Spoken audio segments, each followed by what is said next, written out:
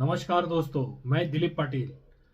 मैं आज आपको सेविंग के बारे में बताना चाहता हूं कि जो हर आदमी की ज़रूरत है और हमें हमारे भविष्य के लिए बचत ही हमें बचा सकती है। पैसे का एक नियम है, आज आप मुझे बचाते हो तो कल मैं आपको बचाऊंगा। ये एक सिंपल रूल्स पैसे के बारे में बताया जाता है।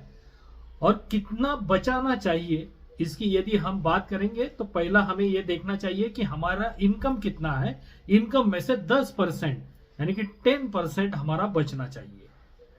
उसका एक एग्जांपल देंगे हम आपको। यदि आपकी 10,000 की सैलरी है तो उसमें से 1,000 रुपया बचना चाहिए। यदि आपकी 1,00,000 सैलरी है तो उसमें से 10,000 बचने चाहिए। और वो वहां पे क्या बचत मीन्स क्या, जैसे कि आप कोई बैंक में आपका अकाउंट है या आपका खाता है तो वहां पे आप एक इंस्ट्रक्शन दे दीजिए बैंक को कि ऑटो डेबिट का एक इंटीमेशन दे दीजिए कि उसमें से आपके 10% अमाउंट वहां से डेबिट हो जाए। यदि 10,000 की सैलरी है तो 1,000 रुपए डेबिट होना चाहिए। यदि 1,00,000 की सैलरी है तो 10,000 डेबिट होना चाहिए।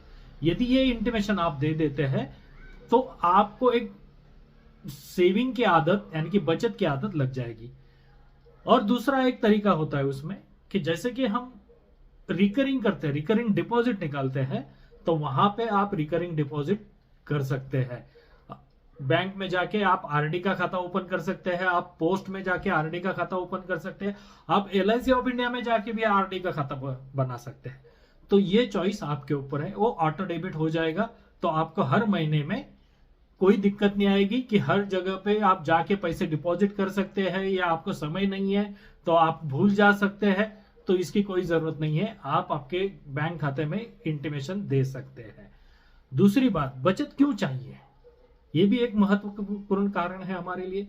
बचत इसलिए चाहिए दोस्तों कि जब कोई भी जरूरत पड़ती है या हमें कोई भी फ्यूचर में नीड आती है तो हम वो बचत का यूज कर सकते हैं। सिंपल सी बात है, यदि मुझे कहीं जाना है, मैं साल का यदि प्लान करता हूं, साल में एक बार घूमने जाना है तो मुझे पैसे लगते हैं, तो आप वो बचत में से पैसे निकाल सकते हैं। दूसरी बात, यदि आपको इमरजेंसी कुछ लगता है घर में तो आप वो बचत में से पैसे यूज कर सकते हैं। तो इसका मतलब क्या है, बचत हमेशा हमारे काम में आती है। और बचत क्यों चाहिए, ये बहुत बड़ा सवाल है। बहुत लोगों को लगता है कि बचत होना बहुत मुश्किल है।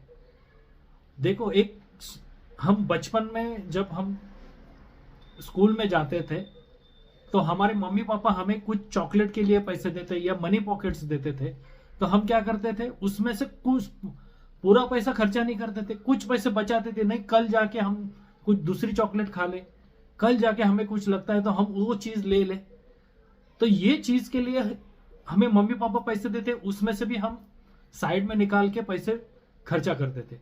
दूसरी और एक बात, हमारे मम्मी पापा ने हमें एक पिगी बैंक जैसा एक दिया था। जैसे कि पिगी बैंक, देखो ये पिगी बैंक है, ऐसा कुछ बचपन में हमें दिया गया था कि पिगी बैंक में क्या करना है, आपके पास किसी ने, आपका बर्थडे है या आपके यहाँ कोई रिलेटिव आता है, आपका मामा आता है, मामी आती है या कोई भी चाचा चाची आते हैं, तो आपको एक आशीर्वाद के रूप में एक कुछ स्वीट खाने के लिए कुछ पैसे देते, 100 रुपए देते थे, 10 रुपए देते थे। तो ये हिसाब से पैसे देने के बाद हमें क्या बताया जाता था, बच्चों ये पैसे आप आपके पिगी बैंक में डाल दो। पिगी बैंक में हम डिपॉजिट करते थे और क्या करते थे, जब हमें कुछ लगता था, जैसे कि हमारा बर्थडे है या हमें कुछ चीज लेनी है, साइकिल लेनी है या कुछ हमें छोटी सी रिमोट कंट्रोल की गाड़ी लेनी है, तो मम्मी पापा क्या बोलते थे, बेटा वो पिगी बैंक में है ना, वो उसकी ले लो। 1 साल के बाद, 6 महीने के बाद हम क्या करते थे, वो पिगी बैंक ओपन करते थे, उसमें से पैसे निकालते थे और चीज लेते थे। इसका मतलब क्या है, हमें हमारे मम्मी पापा ने बचपन से सिखाया है कि आज आप पैसे बचाओ, कल जाके आपको जो आपकी चीज लगती है वो खरीद सकते हो। दूसरी बात, और उनका एक ही उद्देश्य उसमें था कि आपको एक हैबिट जनरेट हो, सेविंग हैबिट जनरेट हो। इसके लिए उन्होंने आपको क्या किया, पिगी बैंक आपके हाथ में थमाया था और उस पिगी बैंक के जरिए आपको एक सेविंग हैबिट्स उन्होंने जनरेट की थी। तो दोस्तों, यही चीज हमें सीखनी है, बचत कैसे करनी है, बचत क्यों करनी है और बचत का हमें फ्यूचर में हमारे जिंदगी में क्या बेनिफिट्स हो सकता है। तो हम अगले वीडियो में सेविंग हैबिट्स किस तरीके से इंप्लीमेंट करनी है इसके ऊपर बात करेंगे दोस्तों। धन्यवाद।